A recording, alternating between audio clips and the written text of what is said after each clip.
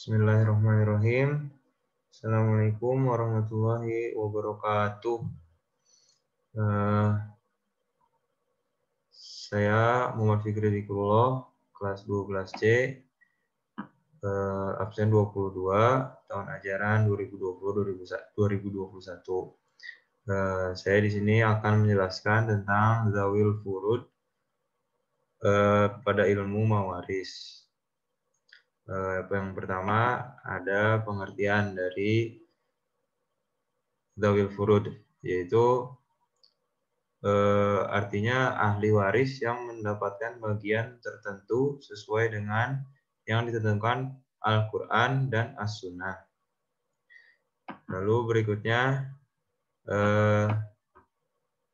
berikutnya ada pembagian Zawil Furud. Ada 6. Jadi yang berhak untuk menerima dan bagian-bagiannya sudah tercantum, sudah tercantum dalam Al-Quran. Untuk yang pertama yang 1/4, saya 1/2, 1/2 ada 5 kriteria. Yang pertama, anak perempuan tunggal seibu sebapak. Yang kedua, cucu perempuan tunggal dari anak laki-laki jika tidak ada anak perempuan atau laki-laki dari mayat. Yang ketiga, saudara perempuan tunggal seibu sebapak. Yang keempat, saudara perempuan sebapak. Dan yang terakhir, suami jika tidak mempunyai anak atau cucu. Selanjutnya, yang mendapat bagian 1/4 dari harta warisnya, harta warisan. Yang pertama, suami jika istrinya yang meninggal mempunyai anak atau cucu, itu adalah termasuk hijab nukson, yaitu ahli waris yang berkurang bagiannya karena terhalang ahli waris lain. Yang kedua, istri baik seorang atau lebih jika suami tidak meninggalkan anak atau cucu, dalam kurung anak dari anak laki-laki yang dimaksudkan. Jika istri lebih dari 1, cara pembagiannya 1/4 dibagi jumlah istri.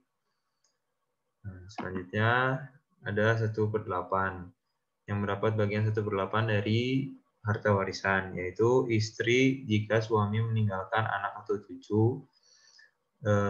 Yang dimaksud anak atau cucunya itu dari anak laki-laki, atau bisa dikelompokkan menjadi hijab nukson. Selanjutnya 2/3. Ada 4 kriteria yang masuk ke dalam bagian 2/3, yaitu 2 anak perempuan atau lebih dengan syarat apabila tidak ada anak laki-laki. Jika ada anak laki-laki, anak perempuan menjadi ahli waris asobah.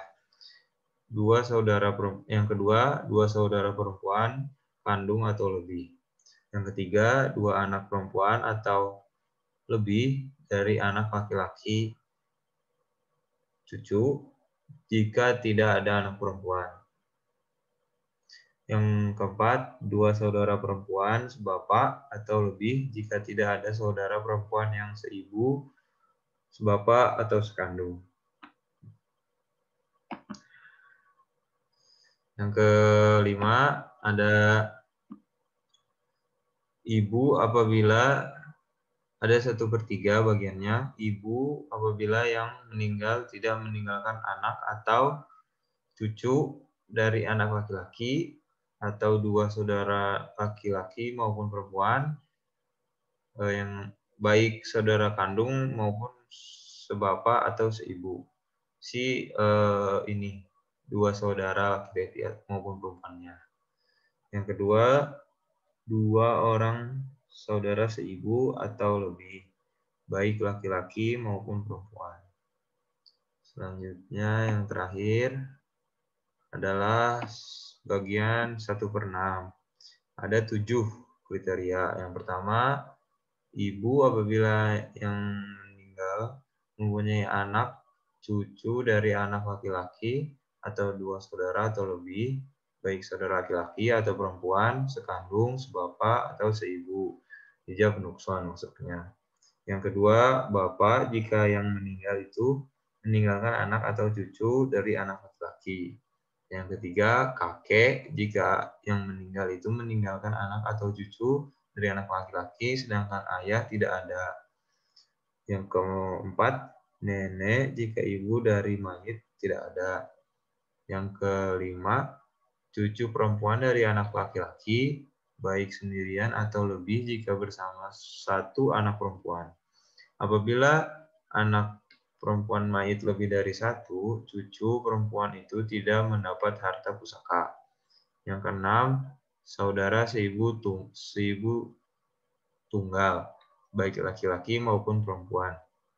Yang terakhir, yang ketujuh, seorang saudara perempuan sebapa atau lebih jika maksudnya ini, seorang saudara atau lebih, seorang saudara perempuan atau lebih yang sebapa jika ada seorang saudara perempuan kandung. Jika ada 2 orang saudara perempuan kandung atau lebih, tidak dapat bagian. Sekian, semoga pembahasan ini bermanfaat. Mohon maaf atas kesalahannya. Apabila kurang berkenan, mohon dikoreksi di kolom komentar. Terima kasih. Assalamualaikum warahmatullahi wabarakatuh.